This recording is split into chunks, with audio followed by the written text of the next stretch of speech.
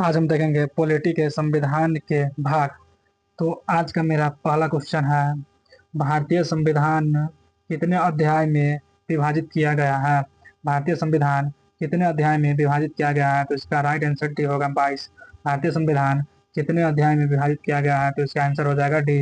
अब मेरा next question है, संविधान के किस भाग में संविधान संशोधन की प्रक्रिया का उल्लेख है? संविधान के किस भाग में संविधान संशोधन प्रक्रिया का उल्लेख है? तो इसका आंसर हो जाएगा भाग 20 में, सी आंसर।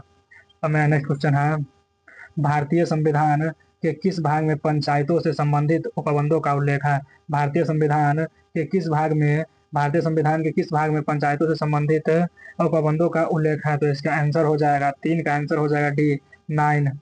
अब मेरा नेक्स्ट क्वेश्चन है कि संविधान संविधान के किस भाग में अस्थायी संक्रमणकालीन और विशेष उपबंधों के प्रावधान है? संविधान के किस भाग में अस्थायी संक्रमणकालीन और विशेष उपबंधों के प्रावधान है? तो इसका आंसर हो जाएगा 21, भाग 21 में।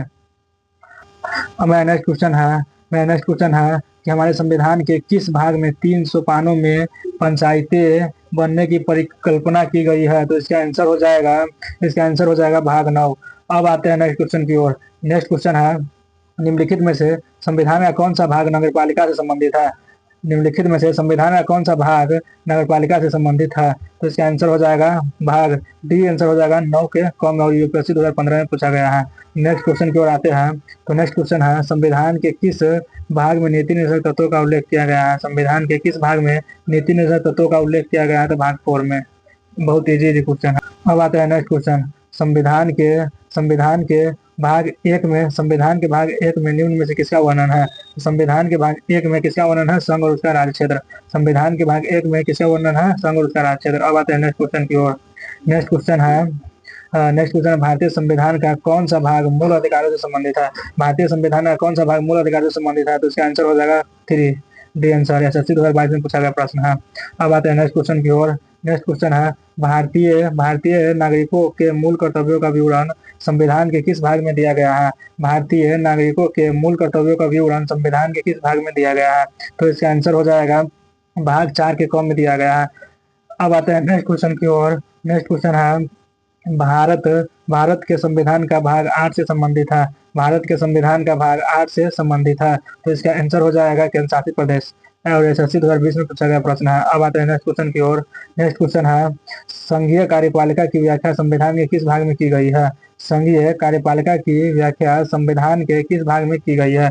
तो इसका आंसर हो जाएगा भाग 5। अब आते हैं नेक्स्ट क्वेश्चन की ओर। संविधान के किस भाग में नागरिकों का उल्लेख है? संविधान के किस भाग में नागरिकों का उल्लेख है? संविधान के किस भाग में नागरिकों का उल्लेख है? तो भाग 2 में। अब आते हैं नेक्स्ट क्वेश्चन की ओर। नेक्स्ट क्वेश्चन है, निम्नलिखित में से कौन सा एक सही सम्मिलित नहीं है? निम्नलिखित में से कौन सा एक सही सम्मिलित नहीं है? पहिलका का मूल कर्तव्य भाग 4 के कौम में सही है ये, और राज्य राज्य भाग 6 में सही है और ये भी सही है, और भारत का महान्यायवादी भाग 8 में ये गलत है, ये नहीं है। संघ और राज्यों के अधीन सेवाएं भाग 14 में ये भी सही है। तो इसका आंसर हो जाएगा सी, द राइट आंसर। अब आते हैं नेक्स्ट क्वेश्चन की ओर। नेक्स्ट क्वेश्चन है नेक्स्ट क्वेश्चन है, निम्नलिखित में से कौन सा प्रावधान संविधान का भाग सही सम्मिलित नहीं है? तो इसका आंसर हो जाएगा, पहले देखते हैं। सही सम्मिलित नहीं है, नहीं पूछ रहा है।